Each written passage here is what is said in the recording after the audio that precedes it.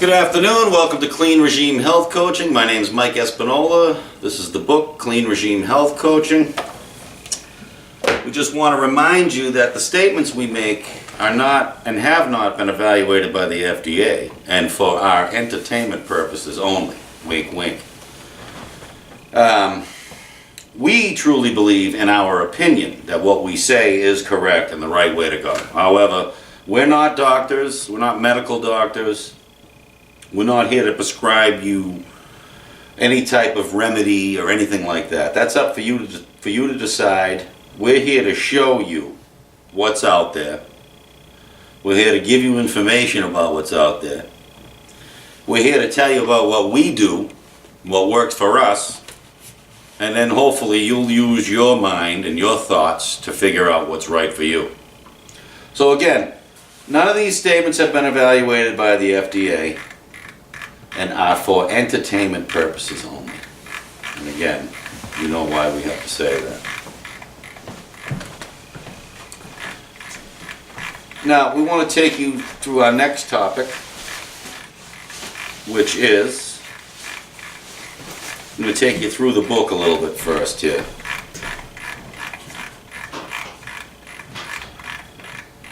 We already said our disclaimer, so we're good to go there.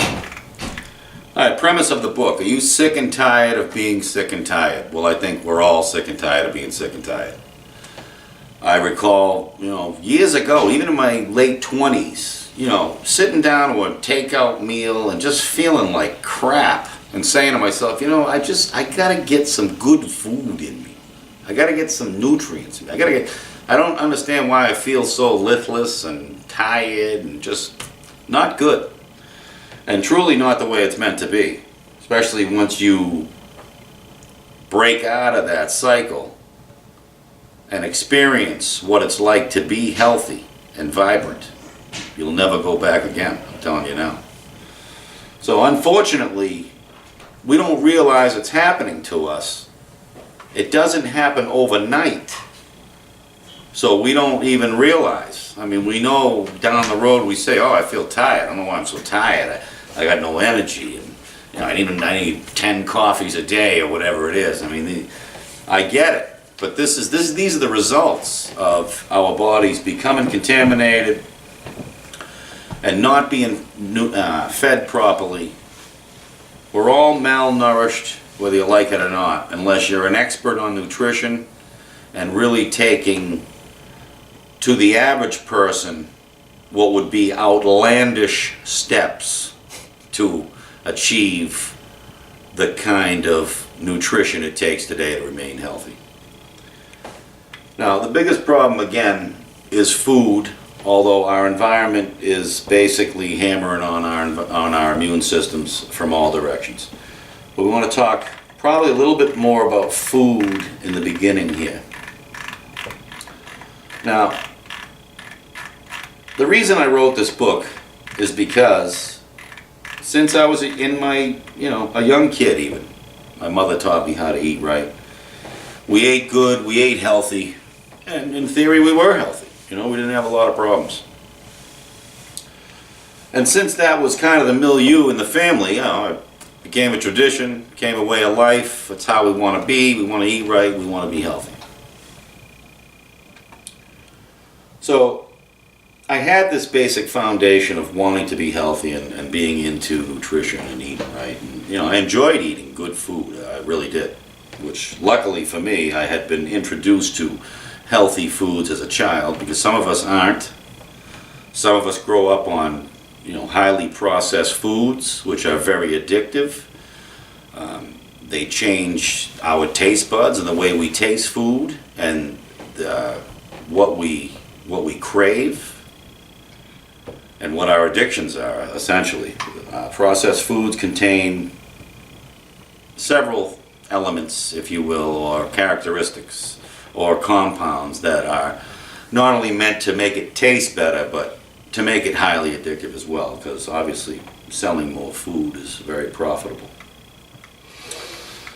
So, even though I had this foundation of health and thought I was doing the right thing, again, I still felt like the average person does, And I wasn't I'm not over 50 yet. And at the time I was even younger, so I didn't really feel that I should be as listless or as tired or as foggy or brain dead or, all the issues that we have today, trying to function normally. So it wasn't until I was about 38 years old I read some new information. It was the first time I really read any type of information outside the box. In other words, information that you'd never hear on the television. I was only listening to the information on the television and the magazines and all the nonsense that everyone else is inundated with.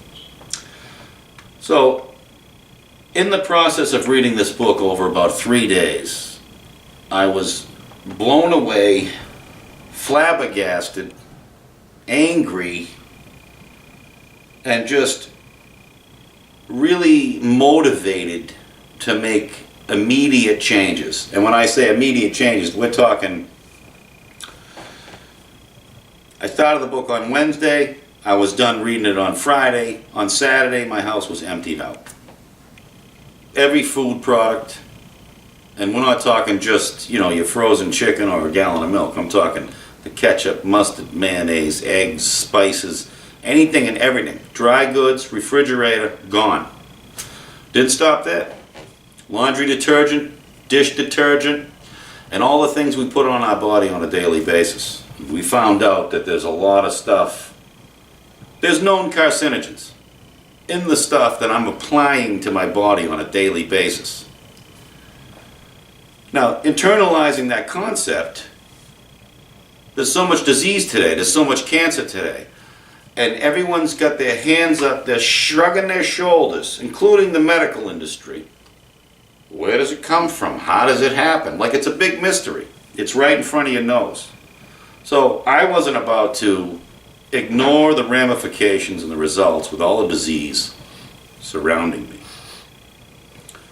Knowing that what I'm applying to my body or putting in my mouth literally contains known carcinogens.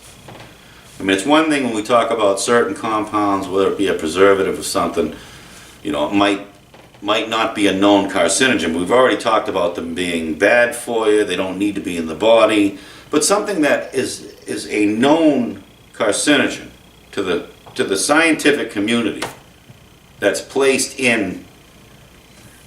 One example of a known carcinogen would be the sulfates. We've heard about sulfates and parabens. So sodium lauryl sulfate or sodium laureth sulfate are known carcinogens. I challenge you right now to go into your bathroom, pick out a shampoo, conditioner, moisturizer, bar soap, toothpaste. I guarantee 4 out of 5 of those items are going to have either sulfates or parabens in them. And we're putting these things in and on our body on a daily basis. So again, this realization totally changed my life, and I haven't gone back since. So what we concentrate on is truly natural foods, which today is only organic, and even then it's a crapshoot due to the contamination of the environment. And we're going to get into all of that. But we try to eat as much organic food as possible, and we try to use only plant-based, non-toxic cleansers of all kinds. Again, for the house, the dishes, the laundry, and our bodies. For example, I use an organic toothpaste, which is made with neem and coconut oil. There aren't any carcinogens in it. There isn't anything even unnatural in it. Let's talk about the word natural for a moment. Natural, in my mind, meant truly natural. Untouched, unchanged, unadulterated, completely natural. Well, the FDA has redefined the word natural to mean only 70% natural. And 30% of the ingredients in a product can be unnatural and can still carry the label all natural. So again, we can't trust all natural. So we got to go with organic, because that's the only way you're going to get the highest percentage of truly natural ingredients. And from the right companies, any kind of care about the food and the way it's produced and raised and cultivated. So when I made these changes, not only was I just so excited and emotionally charged due to the fact that I had learned all this stuff and felt that I had finally found the solutions and the reasons why. Finally. Because there's so much bullshit out there, you can't make heads or tails of it. You don't know who to believe and what to believe. So this information felt right in my gut. And when I made the changes, there was no doubt in my mind. The way I felt, the energy levels, the clarity of mind was just unbelievable. And I got so excited about this that I had to tell everybody. Well, you know, being new with the information, you know, new in the game, if you will. Yeah, I was like a 2-year-old trying to explain, something that's just, you barely have any understanding yourself. But I would still do it anyway. I'd try to start conversations with people. I'd get lost in the things I was saying. I'd stumble on my words and they'd, think I didn't know what I was talking about. And that still didn't stop me. I'd be hitting up the friends all the time and telling everybody what I was doing and how great it was going and how good I felt. And I just didn't stop. But obviously, not everyone wants to hear it. Not everyone's ready for the information. Not everyone's going to believe, what I read and what I believe. So clearly this information isn't for everybody, and to try to force it on people does not work.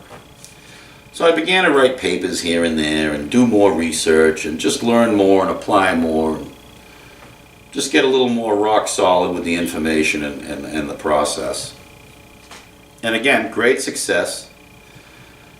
And after writing a few papers, I decided I was going to write a book. There's just so much information here, and as I learned more and more and more, I realized there's even more and more information. There's no way that in 5 or 10 minutes of sitting down with somebody having a cup of coffee or a beer or something, that you could ever exchange this information and, to the point where the person would be able to use it effectively in their lives. So, and again, not everyone wants to hear it. So, when the student is ready, the teacher appears. Here I am. If you're ready, let's get rolling. So that was the reason why I wrote the book. And I put as much information as I could in the book at the time. Now, it was a few years ago that I wrote the book.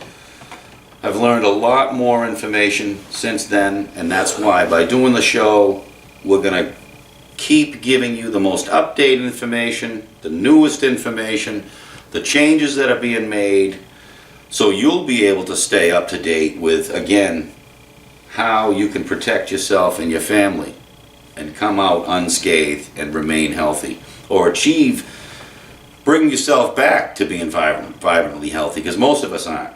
Most of us are walking around malnourished. And again, there's reasons for that. Even if we think we're eating right, and even if we do eat pretty good, chances are there's some basic nutrients and vitamins that your body's missing. It's just inevitable nowadays, unless you really know what you're doing. Really do what it takes in order to achieve this kind of nutrition. Now, unfortunately, we've gotten too far away from nature and we embrace chemicals. Chemistry is a great thing in order to figure out the planet and figure out all the elements and compounds and what the world is made of and what we can do with it. But there's been a lot of things that should not have been done in the way of chemistry, especially when it comes to food. But, the way that it's infected the environment is also a big problem. Now, the way they grow food today is also directly related to destroying the environment, and in ways never heard of before. There's serious assault being done to the environment and its vegetation and food, which should be worrisome to anybody that plans on existing on the planet. It's going to take food, and food is grown. So we'll talk more about what's going on in that respect with food. But some of the general things are, we realize today the world is full of big companies and corporations. And corporations They want to make more money. And that usually means buying up small businesses and centralizing and doing things more efficiently in order to make more money. It makes sense, right? The problem is with food, and a lot of other things too, but we're going to focus on food, that in order to make more money, and money being the only concern, the food has become dangerous, poisonous, detrimental to your health, and again, the environment's being destroyed at the same time. Now, other than your basics of business and profit, which, is agreeable to the rest of us, there's other reasons why that people believe some of these things are taking place, but we're not going to get into that right at this minute.